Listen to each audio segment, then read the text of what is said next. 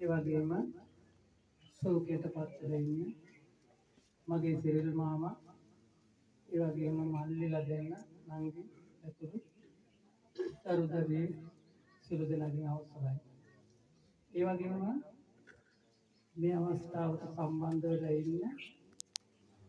ඥාතීන්, හිතවතුන්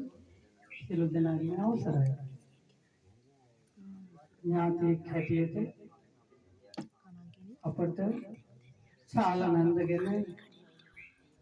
ගුණයන්සේ කරන්න තියෙන අවසාන මොහොතේ වචනයක් කතා කරන්න ලැබීම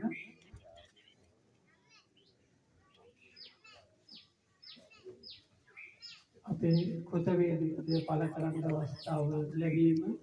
ගෞරවයක් විදිහට සිහිපත් කරනවා. මගේ අම්මගේ මල්ලි සිරිල් මාමගේ නෝනා අපේ චාලනන්ද අවුරුදු 70ව අපිත් එක්ක ගත කරලා මේ අවසන් මොහොත අම්මයි පුතයි මහා සාගරේ පීනනකොට පුතා අම්මා කරතුලෙන් පීනනකොට පුතාට පීන ගන්න බැරුව කිලිනවා, උඩෙන්නවා, යට යනවා. ඒ අවස්ථාවේ පුතා කල්පනා කරනවා මට මේ අම්මා මේ සාගරයෙන් ඉඩ කරගන්න බැරි වුණොත් මේ සාගරේ මල මගේ සීතල මල කඳ මගේ අම්මට රන් නෞකාවක් කියලා මගේ අම්මගේ ජීවිතය බේර ගන්න ඕන කියලා. මෙන්න මේ පුංචි බණ කතාව මම මෙතෙන්ට ගෙනාවේ මේ දරුවෝයි මේ දෙමව්පියෝ අතර ආදර්ශමත් සම්බන්ධතාවය ඉස්මතු කරන්න. මම හිතන්නේ චාලනන්දට හිටියා දරුවෝ 6 දෙනෙක්, 3 දෙනෙක් කුසෙන් වැදුවා, අනිත් 3 දෙනා පස්සේ සම්බන්ධ වුණා. ගයන් මල්ලි, නාමලි නංගි. මම S2 දැක්ක දේ තමයි නාමලි නංගි අවසාන මොහොතේ චාලනන්දට මල පහ වෙනවා විනාඩි 5න් 5ට 10න් 10ට. ඒක මොහොතකවත් මොනේ රැල්ලක්වත් වෙනස් නොවි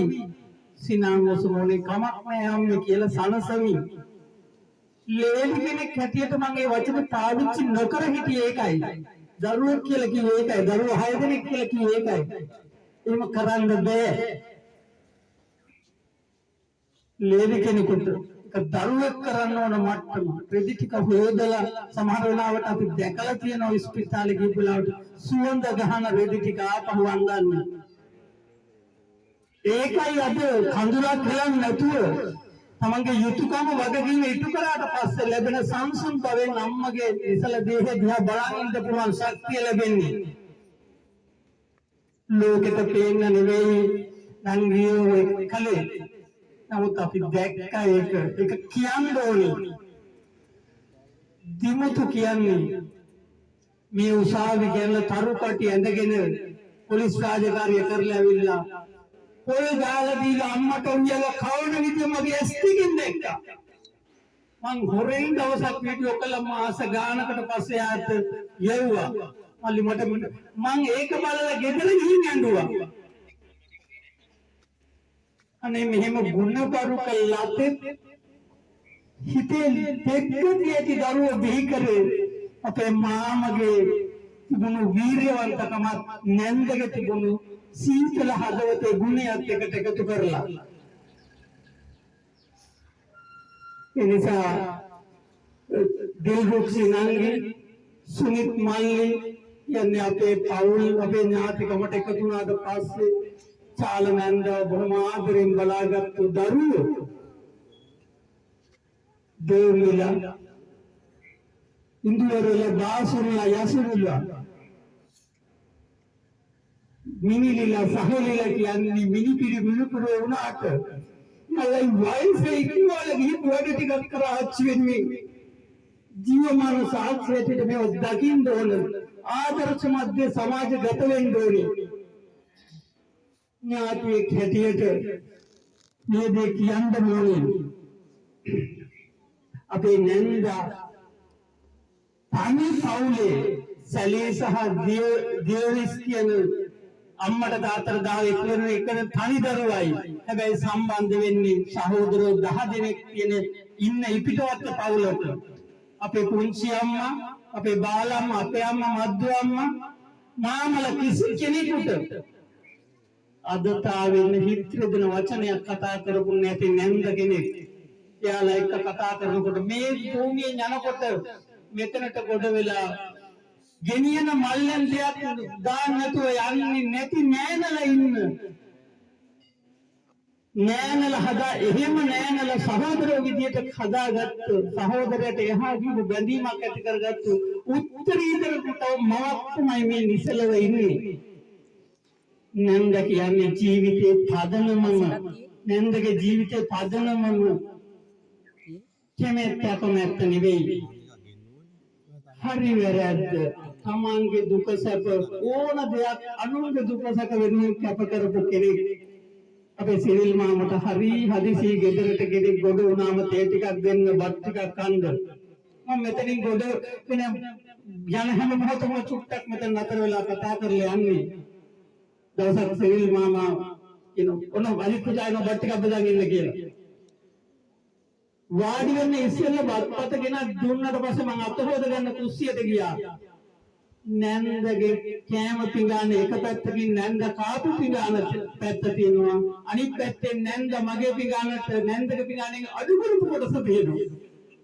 මම කනවද නොකනවද කියලා කල්පනා කරලා මේක දැනුන්නේ වගේ මම සද්ද නැතුව hina වෙලා කාලා අඬ හිතින් අඬ මෙතනින් ගියා අනේ මෙහෙම නැන්දලා සසරේ නිවන් දකින්න තුරු අපට ඥාතියෙක්ම වෙන්න ඕනි නිවන් දකින්න ආත්මය දක්වා අපි එකටම යන්න ඕනි අනේ නැන්දේ අපි කරපු සියලු කුසල කර්ම නැන්දට අනුමෝදන් කරනවා නැන්ද අසනීප වෙලාවේ මම නැන්දට මතකේපි මම නවදුන වෙලා ගෙනල්ලා නැන්දේ තිබිසෝ ගාතාව අපි එක සැරේ කියමු මම කියනවා ඊට පස්සේ නැන්ද කියනවා මම කියනවා නැන්ද කියනවා අනේ චූටි දරුවෙක් වගේ මම කවුද මගේ වචනට කී කරුණා මතකයි නැන්දේ ටික එනිසා කොච්චර ලෑවුණා කොච්චර කල් ගියත් මගේ නැන්දගේ ගුණ මේ විශ්වයට එකතු කරන්නම ඕනි සිංහල අවුරුද්දට මම ඇවිල්ලා පාර්සලේ දීලා මගේ ධන කකුල් දෙක මත තියලා වඳින්නේ මං ගරු කරන කෙනෙකුට විතරයි මම නැත්තම් නිකන් වඳින්නේ ඒකක් කියන්න ඕනේ එහෙම වඳින ඥාතියන් අතර කෙනෙක් තමයි මගේ නැන්දා ඒ ගුණය ඒ නුවණ ඒ හයිය අසනීප 1000ක් දරාගෙන ඒක හදාගෙන hina මුහුණින් එන්නේ ඒක නොදී කොහොමද යන්නේ මම මාන බලල නැන්දාගේ ආත්ම පාරිශුද්ධිය යුතුයකම් ඉටු කිරීමෙන් ලැබූ ආත්ම විශ්වාසයක් නිසා ආත්ම තෘප්තිය ඇති කාන්තාවක් බිහි වුණා ඒ කාන්තාවට දහම ගැන යමක් කියලා දෙන්න සහෝදර ඥාති දරුවෙක් හැටියට මම වෙරදරපු කෙනෙක් ඒ නිසා දරු මන්ට මතකයි චාලනන්දගේ අම්මා නැති වුණ සැලියාච්චි නැති වුණ වෙලාවෙ කඳුලක් හෙලන්න නැතුව බලාගෙන ඉඳලා ඒ අවස්ථාව ගත කරපු විදිය ඒ නිසා යුතුයකම් ඉටු කරපු දරුවෝ අද බොහොම සංසුන් විදියට අම්මා දිහා බලන් ඉන්නේ නිසල දිහා බලන් ඉන්නේ ඒ තෘප්තිමත් සංසුන් මනසෙන් ඒ නිසා මේ අවස්ථාවේ මගේ චාලනන්ද නිවන් දකින්නතුරු ඥාතියෙක් හමු වෙනවා නම් මේ වගේ ඥාතියෙක් මුණ ගැහිවා කියලා ප්‍රාර්ථනා කරමින් චාලනන්දට